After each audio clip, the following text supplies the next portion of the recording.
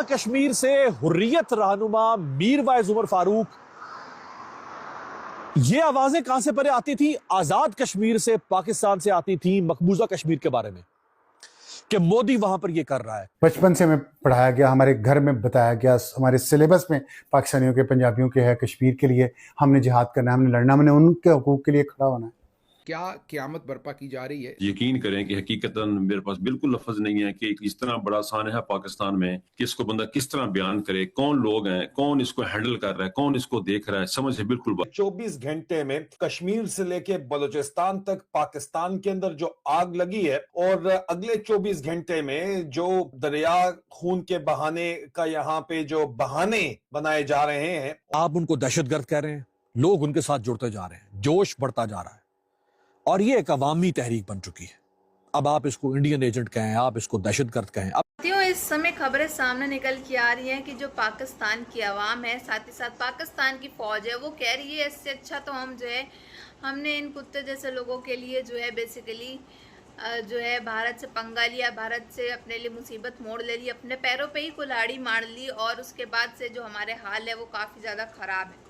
हमारी हुकूमत को इस चीज़ से कोई मतलब नहीं कि क्या हो रहा है क्या नहीं हो रहा है, कितने लोग हमारे मारे जा रहे हैं, हमारी फैमिली बर्बाद हो रही हैं। ये डेवलपमेंट तो दूर की बात, इनको ये तक नहीं पता होता कि इनके कितने फौजी जो है वो आए दिन मारे जा रहे हैं इन सब चीज़ों को लेकर के, जो पाकिस्तान के सूरत हाल इस समय है। और इससे अच्छा हम पैदा भारत में हुए होते, हम वहाँ एटलीस्ट गर्व से तो रह रहे होते, हम वहाँ अपना चैन से जी तो रहे होते, शान बान से। और हमारे को वैसे ही नरेंद्र मोदी जी बहुत ज़्यादा पसंद हैं। ये बयान जो है ये सब सामने आ रहे हैं, इससे आप समझ सकते हैं कि कितना ज़्यादा जो है वहाँ लोग परेशान आ चुके हैं अपनी हुकूमत से। तो बड़ी नाजुक सूरत हाल है। अब दुआ करें, अल्लाह खैर करे कि इन मुज़ाकरात से कुछ निकले नतीजा, कुछ चीज़ें आगे बढ़ें, कुछ तहम्मुल का मुजाहरा हो। ये आवाजें कहां से परे आती थी? आजाद कश्मीर से, पाकिस्तान से आती थी मकबूजा कश्मीर के बारे में कि मोदी वहां पर ये कर रहा है। क्या क़यामत बर्पा की जा रही है? यकीन करें कि हकीकतन मेरे पास बिल्कुल लफ्ज नहीं है कि इस तरह बड़ा सानहा है पाकिस्तान में कि इसको बंदा किस तरह बयान करे, कौन लोग हैं, कौन इसको हैंडल कर रहा है, कौन इसको देख रहा है, समझ है बिल्कुल बाहर। बचपन से हमें पढ़ाया गया, हमारे घर में बताया गया, हमारे सिलेबस में पाकिस्तानियों के, पंजाबियों के है, कश्मीर के लिए हमने जिहाद करना है, हमने लड़ना, हमने उनके हकूक के लिए खड़ा होना है। मेरा सगा भाई मुझसे बड़ा 3 साल वो जिहाद कश्मीर के लिए चला गया। सो इस वक्त की तलात ये हैं कि वहां पर नमाज फजर के दौरान लाइटें बंद करके रावलाकोट में अंधाधुंध फायरिंग की जा रही है। कोई दुश्मन मुल्क का सिस्टम तो ऐसे आपके साथ कर सकता, आपका अपना मुल्क ऐसे नहीं कर सकता, और आपके अपने मुल्क के सिक्योरिटी इदारे बिल्कुल ऐसा नहीं कर सकते, लेकिन पाकिस्तान के अंदर ये किया गया। आज वहां से आवाज उठ रही है और कश्मीरियों की आवाज उठ रही है, यार ये क्या कर रहे हो पाकिस्तान में। लेकिन हमारा निजाम, हमारी रियासत, आप जानते हैं कि वो जिद की पक्की है और धुन की पक्की है। और अगर इसके ऊपर आवाज़ हक बुलंद की जाए तो आप गद्दार हैं, फिर आप गद्दार हैं, फिर आप राह हो जाते हैं। हालांकि ये सच है और अब मेन स्ट्रीम ये सच जान चुकी है और बोलेगी और बोलती चली जाएगी। बुरा लगता है, हम तो आपको नहीं गालियां निकालते, हम तो आपके लिए कुर्बानियां देते हैं।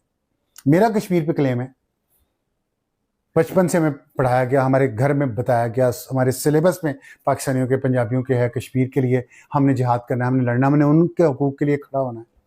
मेरा सगा भाई मुझसे बड़ा 3 साल वो जिहाद कश्मीर के लिए चला गया।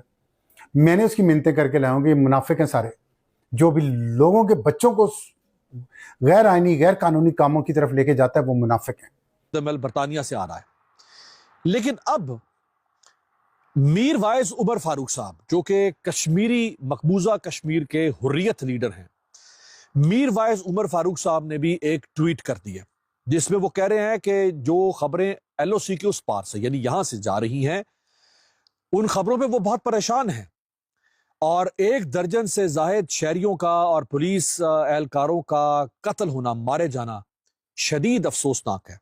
ज्यादा कुर्बानियां तो पहले कबायली इलाकों के लोगों ने दी 1947 के बाद, उसके बाद पंजाब के लोगों ने दी कश्मीर की आज़ादी के लिए, और हमने क्या वहां ले लेना। 15 लाख टूरिस्ट गया पिछले साल, कश्मीर की इकोनॉमी को तरक्की हुई ना। आपने ऑर्डर कर दिया इस कश्मीर कमेटी ने कि सारे टूरिस्ट यहां से निकल जाओ। ये आपका तकब्बर, आपका क्या कहूं मैं इसको, नफरत को क्या नाम दूं, किस लिए ये हमारे साथ ये सारा कुछ करने के बाद इतनी कुर्बानियां देने के बाद जरिया बना लें या उसको रास्ता बना लें। अब ये आवाज कहां से आ रही है? मकबूजा कश्मीर से हुर्रियत रहनुमा मीर वाइज उमर फारूक, ये आवाजें कहां से पहले आती थी? आजाद कश्मीर से, पाकिस्तान से आती थी मकबूजा कश्मीर के बारे में कि मोदी वहां पर ये कर रहा है, कांग्रेस वहां पर ये कर रही है, बीजेपी वहां पर ये कर रही है, फलां वहां पर ये कर रहा है, रॉ वहां पर ये कर रही है। आज वहां से आवाज उठ रही है और कश्मीरियों की आवाज उठ रही है, यार ये क्या कर रहे हो पाकिस्तान में? आप उनको दहशतगर्द कह रहे हैं, लोग उनके साथ जुड़ते जा रहे हैं, जोश बढ़ता जा रहा है और ये एक अवामी तहरीक बन चुकी है। अब आप इसको इंडियन एजेंट कहें, आप इसको दहशतगर्द कहें, अब जो मैं आपको दिखाने जा रहा हूं, जो जोश सुनवाने जा रहा हूं। सो इस वक्त की तलात ये हैं कि वहां पर नमाज फजर के दौरान लाइटें बंद करके रावलाकोट में अंधाधुंध फायरिंग की जा रही है। उसके बाद अंधेरे में किसी को मालूम नहीं हो रहा कि सब कुछ क्या हो रहा है। रावलाकोट का जो ईदगाह ग्राउंड है उसमें पुरअमन मुजाहिरीन जो हैं वो बैठे हुए हैं।